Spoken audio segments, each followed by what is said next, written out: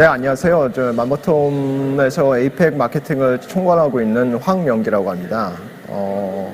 이제 앞서서 좋은 분들께서 이제 좋은 말씀 많이 주셨고, 이제 저희가 이제 회사 프레젠테이션만 남았는데, 그럼 혹시 이런 내용들이 너무 이제 상업적인 거밖에 안 남았네. 이렇게 또 제품 얘기하겠네라고 생각하시고 나가신다고 하면 이제 굉장히 큰 오산입니다. 절대 나가지 마시고요. 저희가 오히려 드리고 싶은 말씀은, 맘모톰 하셔야 되잖아요. 이제 유방외과를 개원하시면은 맘모톰을 하셔야 되는데, 이런 맘모톰 환자는 그럼 어떻게 생각할까? 그리고 이제 그런 분들이 생각하시는 그 의사결정의 과정, 그리고 그 과정 중에서 어떤 부분이 중요한 역할을 하는지, 환자에 대한 얘기를 더 딥한 인사이트를 드리고자 합니다. 그래서 그런 것을 바탕으로 해서 그러면 과연 환자와 대면해서 어떤 부분, 어떻게 해야지 신뢰를 얻는 효과적인 커뮤니케이션이 가능한지, 그렇다면 그런 부분이 맘모톰에서는 어떻게 적용이 가능한지, 그런 부분에 대해서 더 디테일하게 말씀을 드리겠습니다.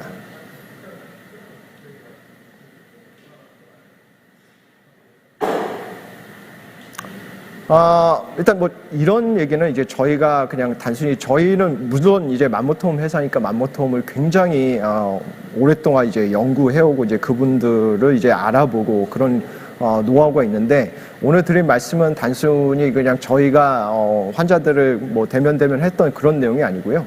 이런 환자들의 인사이트를 전달하기 위해서 325명 11개 클리닉에 325명한테 오프라인 서베이를 해서 이제 데이터를 받았고, 더불어 22개 유방외과에 142명을 통해서 이제 온라인 서베이를 받아서 그분들이 어떻게 생각하시는지 그분들의 의견을 받았고요.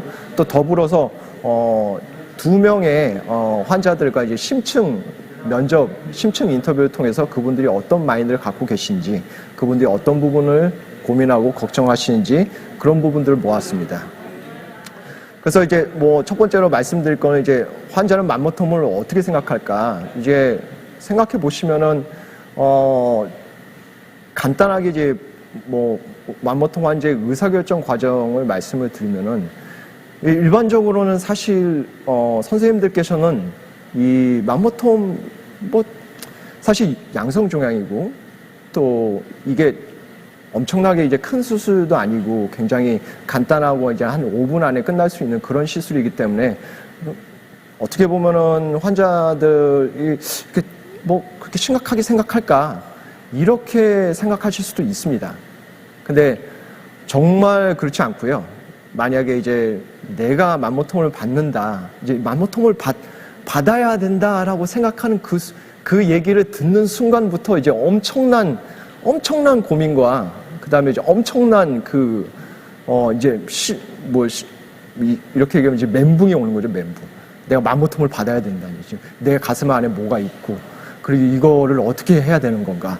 그렇게 이런 엄청나게 큰 충격이 오기 때문에, 이렇게 그냥 우리가 선생님들이 생각하시는 그냥 양성종양 병변을 가볍게 제공할 수 있는 그런 부분보다는 더 깊게 들여다보신다면은, 환자들은 다음과 같은 의사결정 과정을 거쳐서 맘모톰을 시술을 받게 되고, 그 다음에 그 맘모톰에 대해서 어떻게 생각하는지 또 다른 분한테 얘기를 드리는 그런 과정을 거친다고 생각할 수 있습니다. 그래서 일단 여러분들 병원에 가서 맘모톰을 받아야 된다고 하는 순간, 여러분들 그러고 이제 병원에서 보통 코어니드 바이옵시를 먼저 하시고, 그 다음에 이제 여러분들한테 이제 맘모톰 날짜 잡읍시다, 이제 선생님들이 그렇게 얘기를 하실 거예요.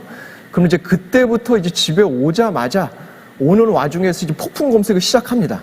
이제 맘모톰이 문제가 아니고 맘모톰 받아야 된다고 하는데, 내가 아까 의사 선생님이 얘기했던 그 양성병변의 이름 무슨 파이버 아데노마라는 게 그게 뭔지, 괜찮은 건지, 갖고 있어도 되는 건지, 맘모톰을 없애야 되는 건지, 그거에 대한 이제 시술에 대한 엄청나게 많은 정보를 이제 검색을 하는 거죠. 이제 그 온라인이 됐든 아니면 오프라인이 됐든 주변 분들한테 이제 물어보든, 또 이제 그런 부분에서 가장 중요하게 와닿을 수 있는 요소가, 당연히 여러분들이 지금 말씀하시는 지금 이제 홍보하시는 여러분들 웹사이트가 될 수도 있고 아까 얘기해 드렸던 블로그가 될 수도 있고 다양한 채널들이 있습니다. 근데 그런 다양한 채널들에서 효과적인 정말 이 사람들이 궁금한 정보를 제대로 전달해 주실 수 있느냐 그 부분도 굉장히 중요한 부분이고요.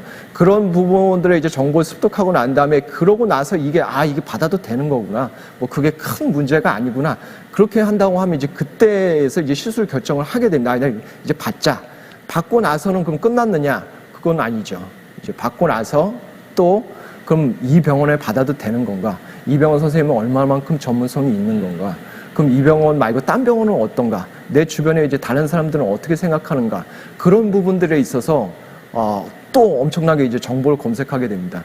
이 과정에서 가장 중요하게 작용하는 부분이 바로 여러분의 지인입니다. 지인이라 하면 오프라인에 있는 여러분들이 이미 받으셨던 친구분들일 수도 있고 아니면 직장 선배 동료가 될 수도 있고 혹은 그게 아니라면 요새 가장 여러분들이 정보를 많이 얻고 계시는 맘카페가 될 수도 있겠습니다. 그래서 그런 맘모톰 시술을 병원까지 결정하고 나면 맘모톰 시술을 받고 그걸로 끝나는 게 아니고 그 시술에 대해서 이 병원에서의 나의 익스피리언스는 어땠다라고 그런 경험을 또 이제 다른 맘카페나 혹은 다른 분들한테 줄 수 있기 때문에 이 여러분들이 생각하시는 환자의 경험이라는 것은 굉장히 중요합니다. 그래서 저희가 그럼 일반적으로 생각했을 때 이제 그 맘모톰 수술 이제 그 시술 결정하는 과정에서 가장 고민한 건 뭘까요? 가장 고민한 거는 저희가 봤을 때 저희가 했던 그 결과로 보면은 거의 50%가 정말 이 수술을 해야 되는지 안 해야 되는지를 심지어 선생님들한테 당신 맘모톰 받아야 됩니다라고 했음에도 불구하고 확신에 안 찬다는 겁니다. 그래서 여러분들이 이 의사결정 과정에서 가장 중요하게 말씀해 주셔야 될 부분은 뭐냐? 그분들의 확신에 찰 수 있게 맘모톰 시술을 받고 그 경과와 그 전후의 관계 그리고 앞으로의 나의 상태에 영향이 어떨지 거기에 대한 영향을 정확하고 확신을 가질 수 있도록 좋은 정보를 커뮤니케이션 하실 때 주셔야 된다는 겁니다. 그럼 더 중요한 거는 이미 제가 아까 말씀드렸다시피 이제 당신 맘모톰 받아야 돼요. 그럼 이제 그때부터 이제 폭풍적으로 이제 검색하고 이제 정보를 이제 찾게 되잖아요. 그렇게 되면 이제 그분들이 받는 그 정보의 리소스는 어딜까요? 그 정보의 리소스는 굉장히 재밌게도 이제 사실은 54% 정도는 뭐 홈페이지 블로그 뭐 병원 홈페이지 블로그 이런 데서 많이 이제 디지털 툴을 많이 활용해서 이제 찾기도 하시고요. 재밌는 거는 이 부분에서 이제 연령대별로 다른 그 리소스를 활용하신다는 겁니다. 그러니까 20대, 30대 분들은 주로 선생님들한테 듣고 와서도 인터넷으로 엄청나게 이제 정보를 서치해서 이제 정보를 획득을 하시고요. 맘모톰 수술이 어떻다, 맘모톰 수술이 그리고 뭐 경과가 어떻다, 뭐 통증은 어떻다 이런 부분을 찾고 그 다음에 오히려 이제 40대, 50대 분들은 오히려 그런 디지털 리소스보다는 의사 선생님들의 진료 부분을 많이 참고해서 그 부분들의 의사결정에 굉장히 중요한 판단 도구로 생각한다는 겁니다. 그러니까 여러분들께서 앞으로 이제 커뮤니케이션 하실 때 환자의 연령대를 생각하셔서 그 연령대에 맞게 적절한 홍보 채널을 활용하셔야 된다는 얘기입니다. 예를 들면 20, 30대를 하시면은 단순히 여러분들이 진료하시는 것뿐만 아니고 홈페이지, 병원, 카페, 블로그에서 어떻게 홍보하실지 그 부분은 반드시 체크해 하셔야 되고 그리고 40대, 50대에는 어떻게 하면 더 확신 있고 신뢰성을 주는 커뮤니케이션을 하실 수 있을지 그 부분을 고민하셔야 될 겁니다. 그리고 이미 다 맘모톰을 하기로 결정했다고 하면은 그 다음에 이제 가장 고민되는 건 뭘까요? 그러니까 여기서 이제 저희가 많이 선생님들하고 커뮤니케이션도 해봤는데 이제 선생님들께서 사실은 뭐 이제 의사분들이시니까 이제 클리니컬한 부분을 많이 생각을 하세요. 뭐 이렇게 하면은 뭐 그 다음에 이제 예후가 어떻고 뭐 팔로업이 어떻고 이제 그런 거 생각하시는데 오히려 그것보다는 환자들은 더 염려하는 거는 이미 그분들은 나는 다 서치를 했어요. 이게 맘모톰 위험한 수술이 아니고 뭐 금방 끝나는 수술이고 간단한 수술이고 그렇게 했어요. 그러면 그 다음에 그분들이 가장 고민하고 염려하는 거는 통증입니다. 통증. 이 엄청난 이 바늘 두께의 이게 가슴에 들어오는데 과연 이게 통증이 얼마인지 그 통증과 그 통증에 대한 공포 이게 굉장히 큰 부분으로 다가오기 때문에 여러분들이 또 이 부분도 마찬가지입니다. 굉장히 재밌게도 20, 30대 여성분들에게는 통증, 수술에 대한 공포가 가장 큰 부분이었고 40대, 50대 분들은 이 통증에 대한 공포보다는 오히려 과연 이게 정말 완전 절제가 가능한 건가? 다 제거하고 이제 남는 건 없는 것인가? 그런 부분에 굉장히 컨선을 하시기 때문에 여러분들이 컨설테이션 하실 때도 그런 부분들을 고민하셔서 연령대를 고민하셔서 감안하시고 그 부분에 대한 커뮤니케이션을 하시기를 권장드립니다. 뭐 덤으로 얘기 드리면 이제 맘모톰 수술하고 나서 가장 만족한 점이 뭐냐? 그 부분에서는 아무래도 맘모톰 끝나고 나서 일상으로 가장 빠른 복귀가 가능하다라는 부분이 가장 만족스러운 점으로 뽑으셨고요. 이 얘기는 반대로 얘기하면 다르게 얘기하면은 맘모톰 시술이 갖고 있는 큰 장점 그런 부분들 일상생활을 빨리 복귀하실 수 있고 굉장히 공포스러운 수술이 아니다라는 부분을 강조하실 필요가 있을 것 같습니다. 그래서 만약에 이런 과정에서 여러분들이 제대로 설명을 안 해주시거나 혹은 그 부분에 확신을 주지 못하셨다면은 아까 말씀드렸다시피 가장 중요한 부분은 그 병원 결정을 할 때 단순히 지인의 역할을 참고한다고 했잖아요.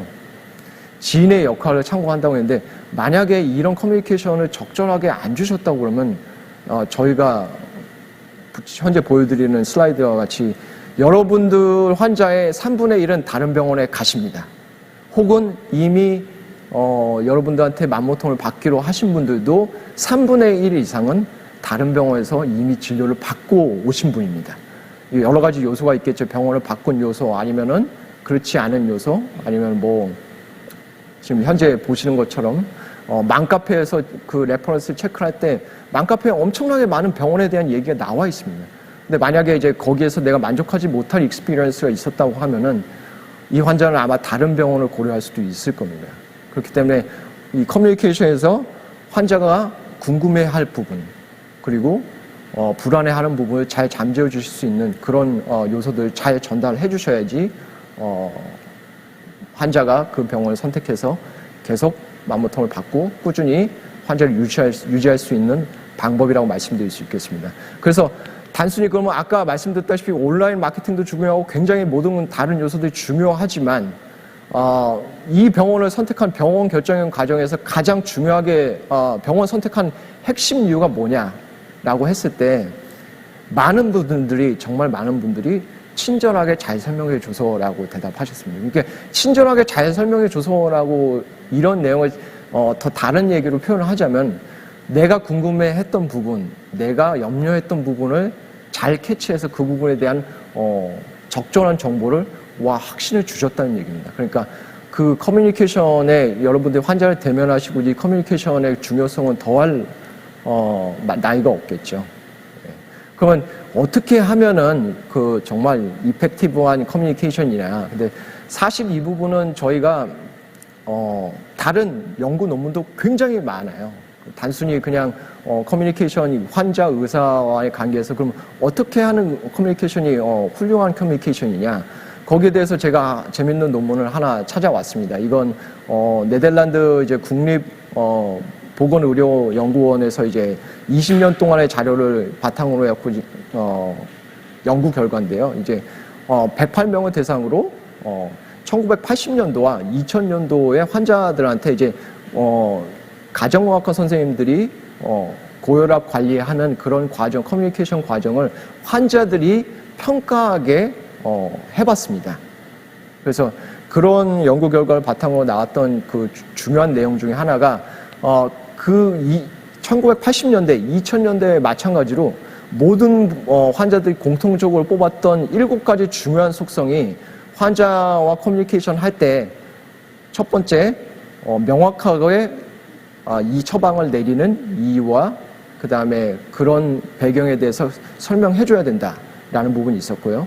두 번째는 단순히 그냥 어떤 처방을 드리는 것이 아니고 환자의 프레퍼런스는 어떤지, 환자의 선호도는 어떤지, 그런 부분을 같이 묻고 대답하고 같이 결정하는 그런 시스템이 정말로 신뢰성을 얻고 만족도가 높았던 그런 방법 중에 하나였다라고 얘기를 연구 결과가 있습니다. 그래서 세 번째는 조금 리스폰서빌리티를 공동적으로 책임지는 그런 모습을 보여드리고, 그리고 액티브 리스닝, 환자가 뭐 관련 없는 얘기를 하든 어떤 얘기를 듣더라도 굉장히 적극적으로 듣는 자세, 그리고 환자한테 더 리스펙트를 보여주는 것, 그런 부분이 굉장히 중요한 요소라고 하는데, 그럼 과연 더 그렇다면 이제 아까 말씀드렸다시피 이제 중요한 재밌는 요소 중에 하나가, 그럼 우리가 같이 결정한다, 의사결정을 같이 한다는 거에 대해서 그러면 그런 게 뭐냐, 그런 부분 어떻게 하면 의사결정이 이제 같이 하는 거냐, 거기에 대해서 또 다른 이제 논문도 있습니다. 저희가 찾아본 논문 중에 하나가 재밌는 결과가 있는 논문이 하나가 있습니다. 이건 노르웨이의 한 41명의 이제 가정의학과 선생님들의 한 1000명 정도 대상, 800명 정도 대상으로 한 이제 그 환자 만족도, 커뮤니케이션 만족도를 이제 조사를 했는데요. 이 논문이 얘기하는 가장 큰 부분은 커뮤니케이션에 있어서 같이 의사결정을 하는 부분이 정말 중요하다. 정말 중요하고, 그것을 만족시켜 줄 때 환자들이 정말로 만족도가 높았다라는 부분이 하나가 있고요. 정말 흥미로운 부분은, 심지어는 이 연구 논문에서 나온 내용 중에 하나는, 심지어는 환자가 적극적이지 않을 때도, 예를 들어서 굉장히 우리 한국 사람들이 굉장히 샤이하잖아요. 그리고 이 마모톰이라는 병변 자체가 굉장히 남한테 얘기하고 싶지 않고, 이제 그런 사람들한테 더 적극적으로 같이 결정하자라고 권유했을 때 만족도가 훨씬 높다는 겁니다. 또 다른 하나는, 그리고 그런 환자들이 여성일수록, 그리고 학력 수준이 높을수록 그분들이 더 이 공동 결정을 하는데 더 큰 만족도를 느꼈다는 겁니다. 이제 이 얘기는 결국엔 이게 맘모톰 환자예요. 맘모톰 환자. 그 샤이하고 여성이고 교육을 많이 받았던 그런 분들이죠. 그래서 그 맘모톰에 대해서는 이미 맘모톰 하기로 결정했는데 뭐 거기서 어떻게 더 이제 같이 공동 결정할 게 뭐가 남았느냐라고 하실 수 있는데, 저희 고객분들 중에 이런 병원분들이 조금 몇 개 있습니다. 이런 병원들이 뭐냐, 환자들한테 맘모톰 장비, VBB 장비는 여러 가지가 있죠. 뭐 저희도 있고 백스코어도 있고 앵커도 있습니다. 이 장비를 선택할 수 있도록 환자들에게 선택권을 주는 겁니다.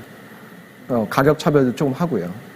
그래서 이 환자들이 스스로 어떤 의료기기로 치료받을 수 있을지 선택하는 이런 선택권을 줬을 때 이게 과연 먹힐까요? 정말 생각지도 못한 그런 반응이 있습니다. 오히려 저희가 조사한 결과에 따르면은 80%는 나에게 맞는 맘모톰 장비와 종류를 선택받고 결정할 수 있기 원한다고 했습니다. 그리고 그런 부분이 오히려 나의 병원에 내가 장비를 선택할 수 있다면 병원에 더 긍정적인 영향을, 병원에 대한 신뢰도에 더 긍정적인 영향을 줄 수 있다고 했습니다. 예.